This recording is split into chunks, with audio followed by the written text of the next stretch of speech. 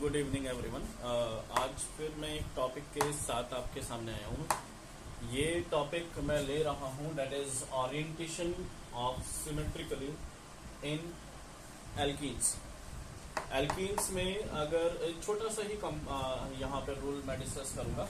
Alkenes में अगर मैं बात करूँ कि एल्कीन्स किस तरह से रिएक्शन करता है, या फिर मैं कहूँ कि अगर कोई हमारे पास एल्कीन है जो सिमेट्रिकल या अनसिमेट्रिकल हो सकता है, सिमेट्रिकल अनसिमेट्रिकल कैसे पहचानेंगे वो भी डिस्कस कर लेते हैं। जब ये सिमेट्रिकल और अनसिमेट्रिकल कंपाउंड्स एल्कीन्स के किसी कंपाउंड से रिएक्शन करना चाहेंगे, जैसे कि HBr से, HCl से, H2SO4 से, या फिर कोई भी एक ऐसा जो न्यूक्लियोफाइल रखता हो, तो वो किस तरह से रिएक्शन करेगा वो मैं यहाँ पर छोटे छोटे रूल से डिस्कस आपके सामने करना चाह रहा हूँ।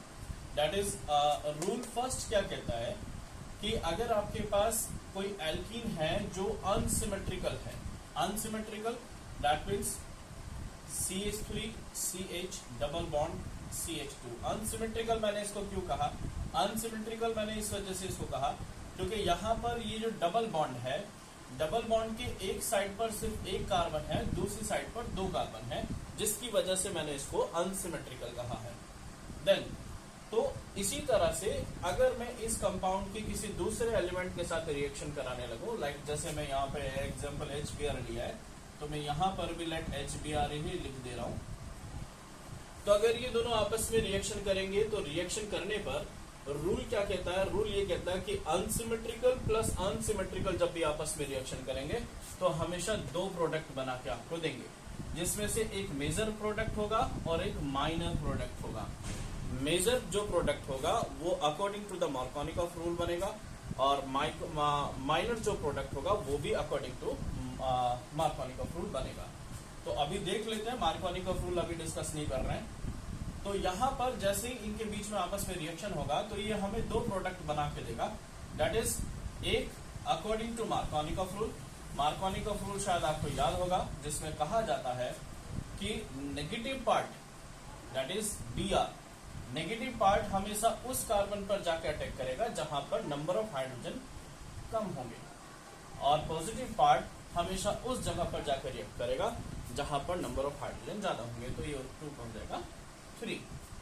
तो अकॉर्डिंग टू मार्कोनिकॉफ रूल ये है मेजर प्रोडक्ट। और इसी का अगर माइनर प्रोडक्ट की बात करूं तो इसका जो माइनर प्रोडक्ट होगा वो एंटी मार्कोनिकॉफ रूल या कहें मार्कोनिकॉफ रूल को जो फॉलो ना करता हो, that is CH3 CH CH2। तो according to the Markovnikov rule तो कहा गया है कि Br that means negative part वहां जाके रिएक्शन करेगा जहां पर नंबर ऑफ हाइड्रोजन कम होंगे। लेकिन अगर मैं माइनर प्रोडक्ट की बात करूं तो माइनर प्रोडक्ट में क्या होगा?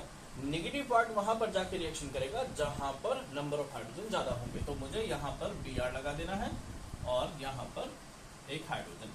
तो ये जो प्रोडक्ट होगा ये माइनर प्रोडक्ट होगा।